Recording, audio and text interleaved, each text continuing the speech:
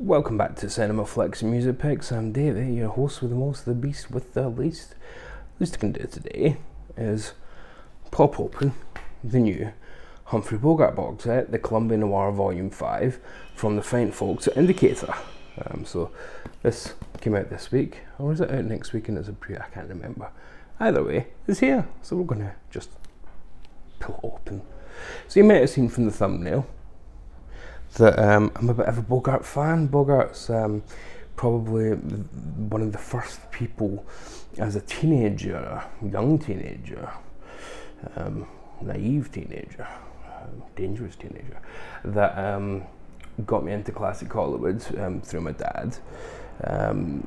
Before my teenage years then, so because Angels with Dirty Faces was the film my dad loved to bits, and we watched that over and over together.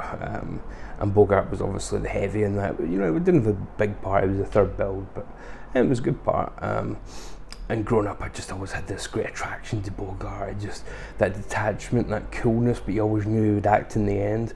And when I was about 15, I got this great mirror that I still use to this day as an actual mirror, despite the fact that, try and see yourself in it, you just see Bogart, which not a bad thing to see. Not a bad thing to see. So, and I paid £10 for that. But anyway, Columbia Noir Volume 5. So, great that they were able to get, the full set to do a whole Bogart set of these rather than the, I don't want to say hodgepodge because it's, they didn't have a theme to go before, but they were all kind of just 4 volumes of a bunch of movies, which were great, but they didn't have an overriding theme for each set, like they've tried to do with the Hammer ones, for example. But this one they certainly have, and they've just announced that they're going to be doing, or last week I suppose now, but they've announced they're going to be doing Universal Noir. Was it Universal? It was Universal. Volume 1, so they did hint at that a while ago that they would just go around the houses of anybody that would let them do noir, and that's exciting stuff because there's a lot of noir over there. So yeah, let's crack it open. So we've got a great shadowy PR shot of Bogie in the front there. So the films, as you can see there, Dead Reckoning, Knock at Any Door, Tokyo Joe, Sudoku, The Harder They Come, and The Harder They Fall. The better they are, the harder they fall. That's an old Elvis song. And what was the one I forgot there? The Family Secret. I'm not telling you what it is. And I forgot to make a surgical incision, so let's hope the plastic comes off nice and easy. 1, 2, 3. Oh, like a surgeon operating for the very first time. Gonna be a court case. Right, there we go. So there's your lovely belly band as always. There's your spine, your back with your limited edition number. So what have we got? 13.28. That makes it worth a lot more money than 13.27, Yoink. So some people throw these away, but why would you? That's your number. That's your number. When your number's up, your number's up. There we go, the unfettered Bogart. Yeah, it's a great noir shot, isn't it? That's just quintessential. Oh, let's have a look at them individually.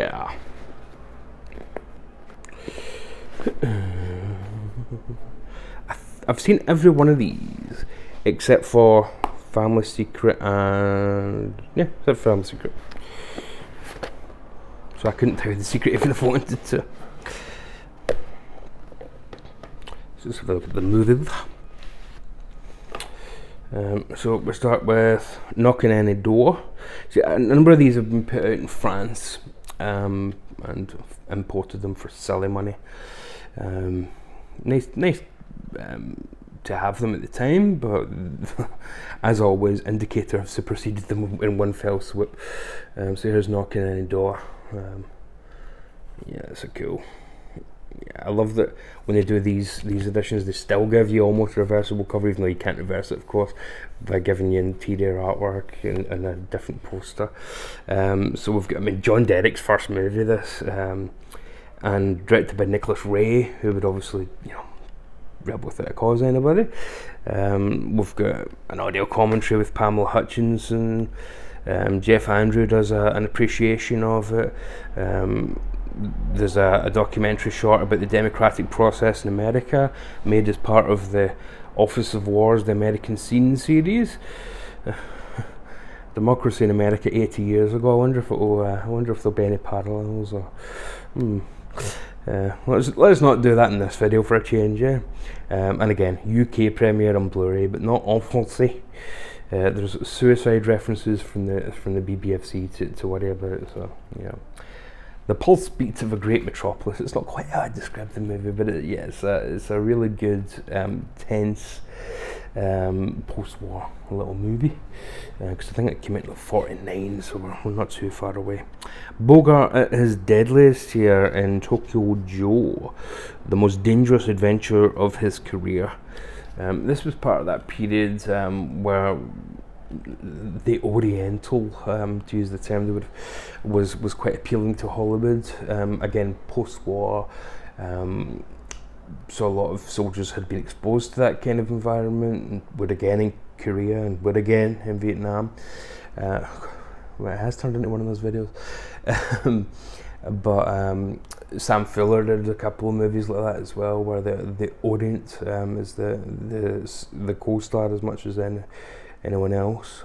So this has Bertrand Tavernier doing a 34-minute appraisal of the film. He just had his own box set of his films from Studio Canal, I want to say. Probably. He's French. En français. A Superstar returns. Archivist Tom Vincent assesses the career of Sessue Hayakawa. Thank you. The silent era star who made his return to Hollywood filmmaking with Tokyo Joe. Japanese cinema, as I just know from being like a Godzilla fan, was obviously decimated by the war and things, and it took them a long time to recover because they'd such a great industry before the war, with Ozu and Mizoguchi and things, but it took quite a while to recover, and obviously it was led by things like Godzilla and of course Akira Kurosawa. But I'll leave that for the documentarians. I don't even like saying this word, but it is what the documentary is called. The Negro Soldier, 1944, 41 minutes. Documentary film intended as a recruitment drive for African American enlistees, and it's directed by Stuart Heisler, who also directs this. So, historical importance. Jim Pines on the Negro Soldier, audio presentation following a screening of that, and so basically a kind of commentary on the documentary. That's how into the weeds indicator go. They will give you an extra feature and then an extra feature about that extra feature because they're so comprehensive. They never, if they can include anything to do with the film, they will. There's no stone unturned. It's kind of frustrating when you see people say, "Oh, why didn't they put that?" Believe me, it's occurred to them. They've tried. If it's not here, there's a reason for that. Again, mild violence and implied ritual suicide. Sirocco, one of my favourites. This is more of a kind of adventure noir. I think I've always thought of this one. What a great poster I've just seen on the inside. Beyond Casablanca, so you know what they're going for here. So beyond Casablanca and Damascus, the road to Damascus. Destiny in a low-cut gown beckons from the devil's doorway. Like most noir, you have to have your femme fatale, and the true star of every noir is always it's fate, because your guy has to know that she's going to be the end of him, but will still go there anyway. That's the real aspect of noir that you need. But look at this for Bogart, Socko and Sirocco. Wow, is that Martin Lewis comedy? Bloody hell. So terrific cast here. I mean, Marta Turen's your femme fatale, but listen to this for a supporting cast. Lee J. Cobb, Everett Sloane, yes please, and Zero Mostel before he was blacklisted and didn't come back till the producers kind of era. Audio commentary with Alexandra Heller Nicholas and Josh Nelson. An episode of the South Bank Show. Oh, remember that? With the theme tune was by Andrew Lloyd Webber's brother. What was his name that hosted the South Bank Show? Oh, I can't. Melvin? There's Melvin or Melvin something. Melvin Bragg, there you go. Billy's brother. Bogart Here's Looking at You from 97. Episode of the long-running British arts television series featuring Stephen Bogart looking back at his father's life and career. Yeah. So, lovely. Directed by Curtis Bernhard.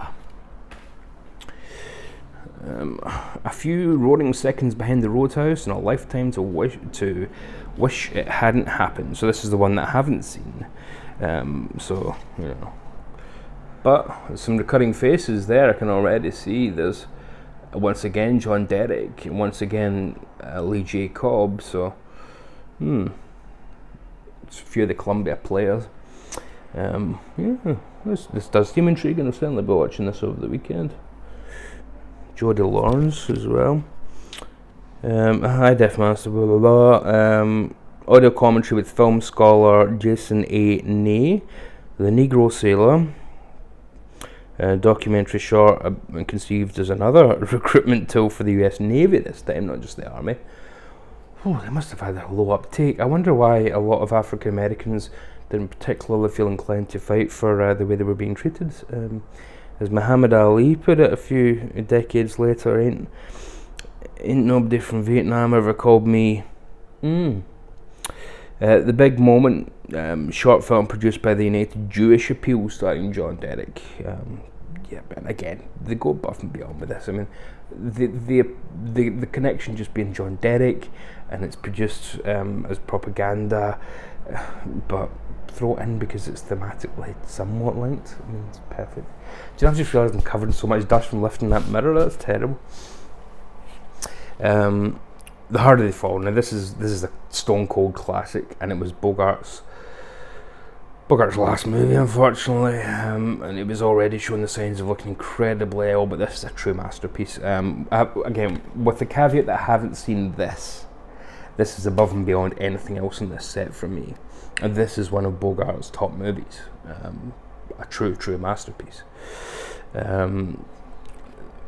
About fixing boxing, you know, it's just stunning. Rod Steiger's.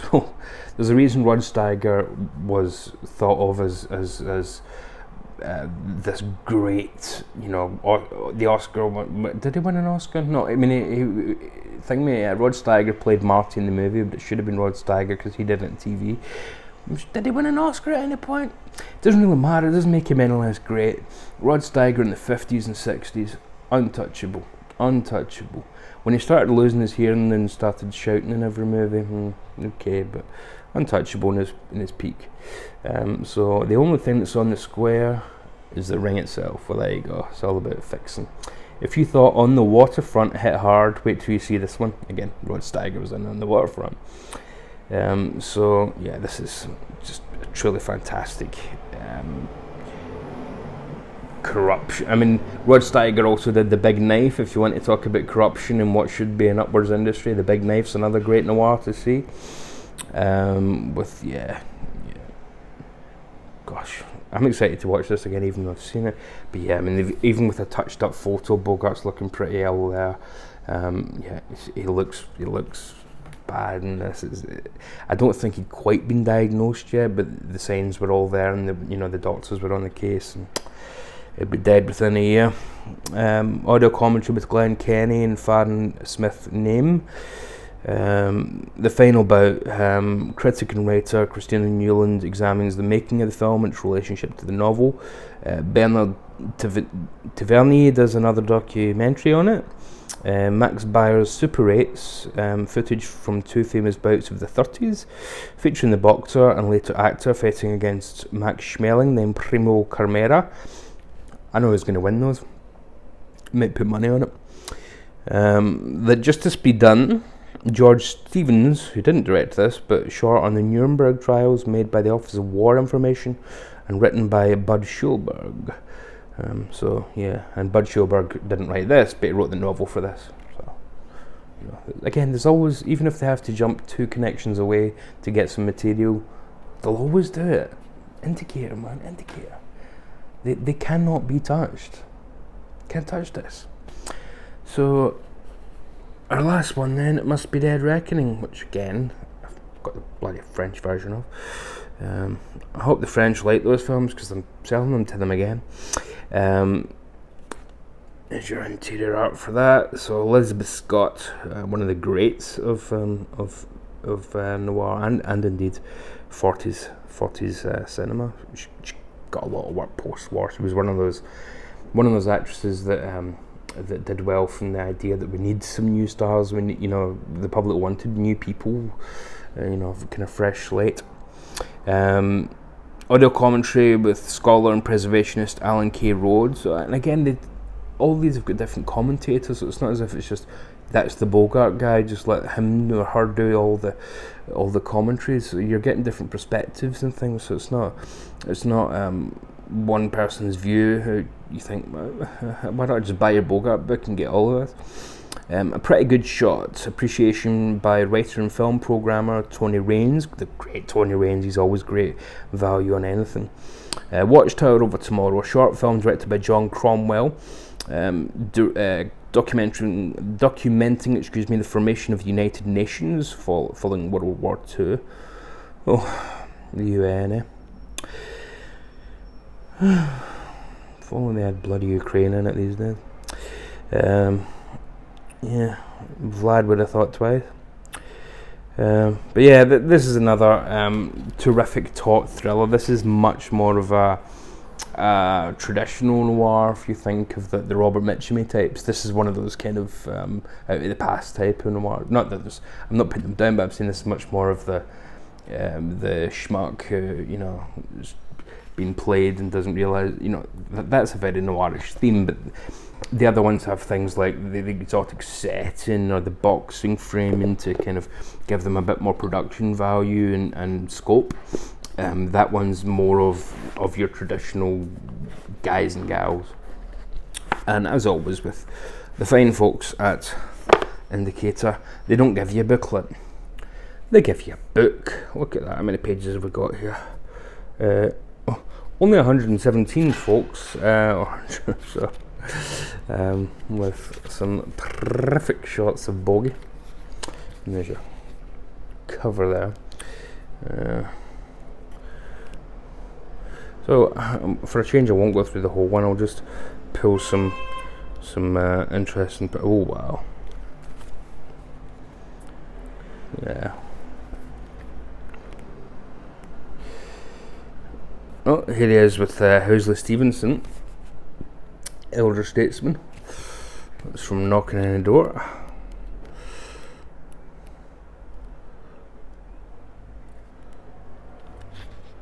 Yeah, I mean these books are beyond comprehensive. Beyond comprehensive. So you essentially get them divided up into the chapters of the films themselves. Yeah, look how young John Derek is. He's a wee baby. Amazing. Look at the age of him. He must have been 20, if that. It's unreal. Tokyo Joe.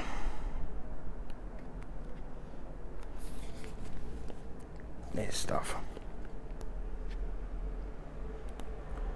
Sirocco was definitely the one that again was trying to capitalise a bit on Casablanca. I mean, they even got him back in the trench coat, it was, if they could have got an Angry Bergman lookalike to walk about, or, I mean, there's Lee J. Cobb and Everett Sloan, you have to expect one of them to say round up the usual suspects,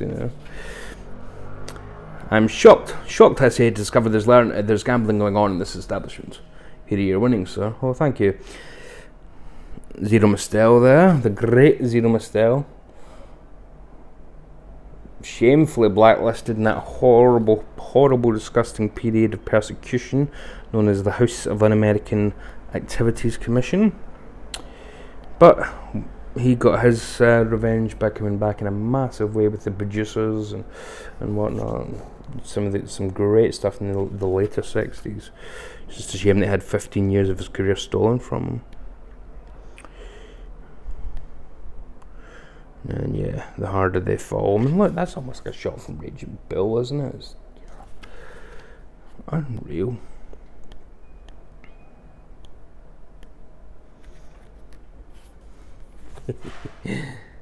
Bogart wasn't a tall man at all. He was remarkably short. I think he was, God, was he 5'6", 5'7"?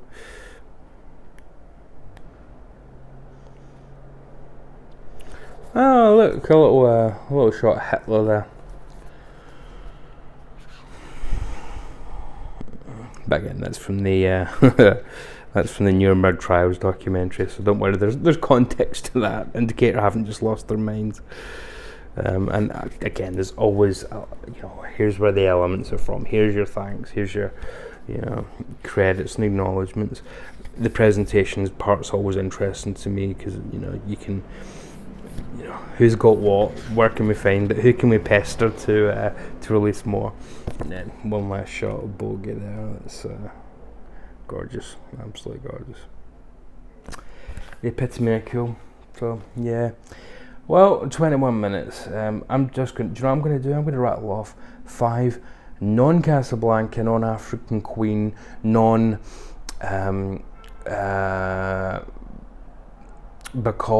collaborations that I think are worth your while if you enjoy these movies, and for different reasons. But just because they were there, and I thought I might run short in this video. Apparently not. The Petrified Forest, this is the one that really made Bogart into an A-lister. Leslie Howard is ostensibly the star. Leslie Howard unfortunately died in World War II. Bette Davis is even billed above Bogie, but this is the film that makes Bogart the star. He is your baddie who holds up a restaurant diner kind of thing. And full of charisma. Your quintessential early anti-hero, but not a hero, but isn't he? One of those, and who better to do that kind of role? Again, that means who better to do stuff like Noir than Bogart, because you can believe he'd walk away, you can believe he'd let you hang, like he did to what's her face in. I probably shouldn't spoil that in case you haven't seen it, but yeah. I don't want to spoil other movies in case you haven't seen them, but yeah. There's a very famous film which was the directorial debut of a great director where Bogart does let a woman go to her death very uncaringly, but sometimes he will come to the rescue. So, it's very ambiguous that way. Underworld, Deadline USA, Underworld USA is Sam Fuller. Again, it's not from Columbia, but this is a Fox film and would fit very nicely into a Fox noir set. Unfortunately, we're going to see that because Fox are pulling licenses and giving them short thrift due to now being owned by the House of Mouse, and Disney have no interest in this kind of movie. Apparently, Obi-Wan Kenobi and Marvel are more popular than noir. People. I think this one might come out in the UK pretty soon, but I love it. I think it's a very unusual film, very interesting, very strange, and a great cast. It's the left hand of God, or as it's known here, La Main Gauche du Seigneur. So, see, I did French right up until university. And what a cast! So you've got Gene Tierney, Lee J. Cobb again, excuse me as the digging goes on outside, Agnes Moorehead, unreal, absolutely unreal, that's just quintessential. So nice to see that Columbia let Lee J. Cobb go out for his lunch to make a movie elsewhere, but yeah, this is, if you want to explore a bit more, I'd say watch this if you like Tokyo Joe, that more exotica Bogart, and there's a lovely twist to this. Also a bit If you've seen We're No Angels with Bogart, there's something a bit similar about this, but I won't say what. Passage to Marseille. I think this gets overlooked because of the stars and whatnot, because it reunites pretty much your main four from Casablanca, and it came out just a couple of years later. So it's directed by Michael Curtiz of Casablanca, and it's got Bogart, obviously, Claude Rains, you know, Rene himself, Peter Lorre, hide me, Rick, hide me, the papers, Rick, the papers, and Sidney Greenstreet, who, if I shaved my head, I think I could do quite a good impression of. So you've got your 4 stars of Casablanca and your director of Casablanca, and it's called Passage to Marseille, and it's set in World War II. But this is a fantastic film in its own right. Don't just think Casablanca light. There's flashbacks within flashbacks. There's a wonderful British connection to it all, where they're based in the UK and recanting stories, because at this stage the US was firmly in the war when they were making this, rather than Casablanca, which when they started conceiving it was very much a call to arms that we should be in the war, that they should be in the war, but this is very much we're already in the war, and you know, here's what we're fighting for kind of movie.